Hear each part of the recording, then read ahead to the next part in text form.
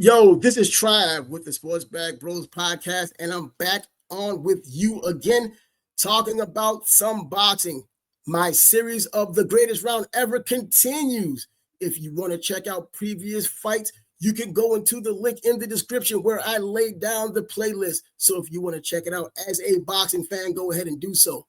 Because today we have George Foreman. Today we have Ron Lyle. Those two had gotten together in a 1976 barn burner, one of the greatest fights of all time. And it was a huge fight. George Foreman, having fought since Muhammad Ali in 1974 in Kinshasa, Zaire, looking for some revenge, looking for some direction, trying to get his title back. Ron Lyle, he just wants to win. Let's check it out. We're back for the start of round 4 in what has been a very active fight thus far. The first round, Lyle staggered Foreman, had him rubbery leg. Foreman retreated. The second round, George coming back fighting. George now looking over to Gil Clancy right next to him, getting instructions from Gil. If Gil is anything, he's a teacher. Master's degree in recreation. He's been teaching all his life. Whether boxers, kids playing in the playground, or a good right by Lyle. Kenny, you're right. He's been using that right beautifully over Foreman's left. That is very effective. However, we just found out for sure that the second round was only 2 minutes long. That's correct. Chet Forty, our producer, retimed the second round in our truck. Lyle all over. Lyle has Foreman in trouble. Foreman is down. It started with a right, then a left. Foreman looking over here.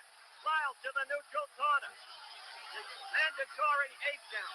Foreman trying to hold together, trying to keep his senses. Lyle putting on a tremendous demonstration. Now trying to move in on Foreman and end it. Remember how invincible George Foreman looked through 40 bouts. The man who knocked out Frazier in the second round to win the title. The man who knocked out Ken Norton, the man next to me in Caracas, Venezuela, in the second round. What's happened to him? Well, in the 15 months since Zaire, he's been relatively inactive, except for that charade in Toronto against the frightful Todd. Now Foreman fighting back. Oh, Foreman is in trouble. Lyle caught him with a good left. Now George, now George struck back. Now George fought back with a magnificent right. George fought back. Lyle let himself open for that. He got overly aggressive there. He was very excited. And Foreman was throwing hard desperation punches. A minute to go in a wild fight. Just as Lyle apparently had George in trouble. George with that punching power that we talked about in prior fights. Lyle is now ready to go. Against the ropes. Now 40 seconds left in the round. Lyle covering up against the ropes. His handler screaming to Foreman, hit him in the body. George at the head. Lyle is now wide open. He is. Lyle trying to swing back. This isn't artistic, but it is slugging the way the public wants it. Lyle now trying to fight back. Only 10 seconds left in the round. Now Foreman was staggered. Foreman was staggered by a Lyle left. Foreman goes down. Lyle fights back. Foreman, there's no saving by the bell, but Foreman is up. And there you have it. One of the most brutal rounds in the history of boxing, not just the heavyweight division. Not only that, you had the most powerful fighters possibly in the heavyweight division punching one another. Artistry had left the chat several moments before that ever happened. Just grit and determination sat in its stead. George Foreman, as we already know, was heavyweight champion of the world. Before that, a 1968 gold medalist. He had a brutal, destructive path to winning the championship, knocking Joe Frazier down a total of 6 times before running to the buzzsaw known as Muhammad Ali, who wasn't expected to be the buzzsaw. With all of that aura of invincibility, all that power, all that fear, all that intimidation, George Foreman lost it all on that night in Kinshasa, Zaire, back in 1974 against Muhammad Ali. Now, A lot of people think he went down because of exhaustion, not necessarily because of an accumulation of punches, which could or may not be true. Nevertheless, he lost the fight, and he was searching for himself. He wanted to rediscover that intimidation. He wanted to rediscover the fear he put into the hearts of all of his opponents. He wanted that intimidation. He wanted to have it all back. And that's why he had that farcical fight. If you listen to Howard Cosell talk about that farcical circus of a fight in Toronto, where he fought 5 fighters in one night.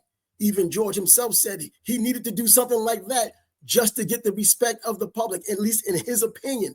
He thought beating 5 men would take over all of those things that had happened against Muhammad Ali in Kinshasa. But apparently it had not. So he didn't have any real fights in 1975. He took off for a period of time after losing to Muhammad Ali, and this is what he came back to. Ron Lyle, who had a backstory of his own. He himself turning pro in 1971 at 30 years old. How did that ever happen? 30 years old is old to begin with in boxing. Well, Ron Lyle wasn't one of these young kids who sat in his basement or sat in his living room or stared at the wall of his bedroom wondering if he was going to be a heavyweight champion one day. No, he was part of the gangs of Colorado, where he's from. And as a 19-year-old, he got into a gang fight and he killed a man.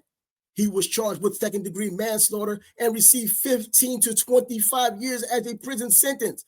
While in prison, he learned to box. While in prison, he learned to become likable, affable a bit, I guess. Someone thought there was more to him than just being a criminal. Eventually, he was allowed to come out because there was a future in boxing waiting for him. He didn't waste any time, so he ended up becoming an amateur boxer. But in just 14 months, he got himself a 25-4 record with 17 KOs, so you knew the power was there. He wasn't refined like his other fighters. He wasn't refined like George Foreman, even though George Foreman wasn't completely refined, but at least he had 40 fights to go by to refine what he was doing to go along with his power and intimidation, and became champ of the world because of it. Ron Lyle tried to get it all done. He did it in 14 months. That's it. I know there are some undocumented fights he allegedly had.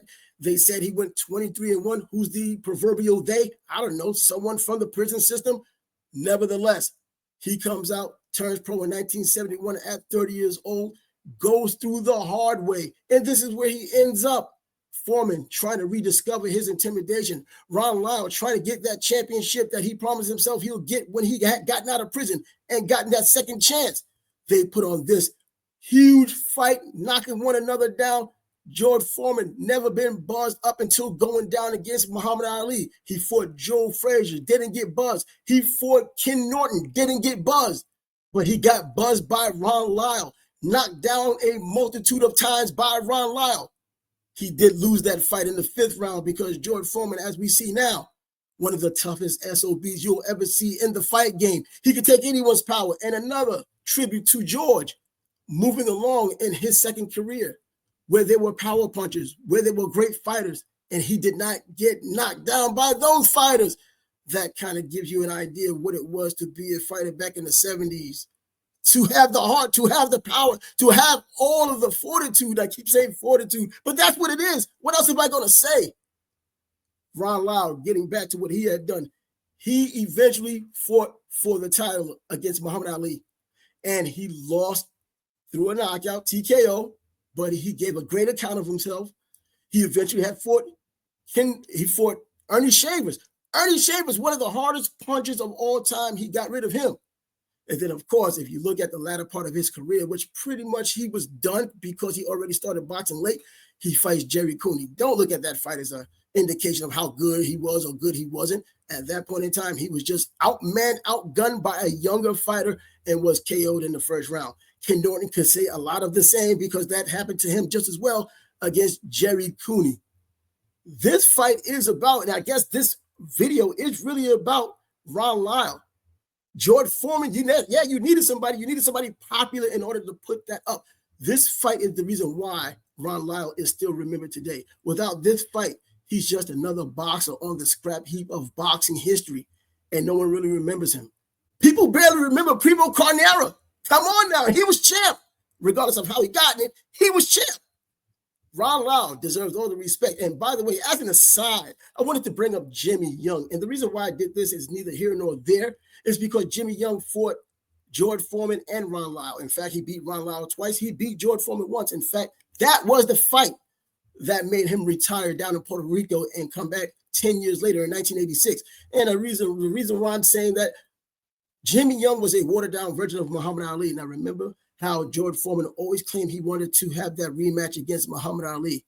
Well, with that style that Jimmy Young had used, Ali might have done a lot of the same in their rematch, not so much as the rope-a-dope. And I think he would have won again. I know that's neither here nor there. It's just something I wanted to throw out there as an Ali fan. Well, I'm Trav with the Sports Bag Bros podcast. As you may know, Bias and I do the show all the time. But I will be putting more fights like this. The greatest round of all time, boxing has blessed us over these centuries. Well, plural, not quite yet, but over these decades, they've blessed us with some of the greatest rounds we would ever want to see, whether you're a mainstream boxing fan or just a diehard like myself and others who may be watching this. I will be checking out some of those videos as well. So if you want to drop your own inside the chat, let me know something and I'll get around to it.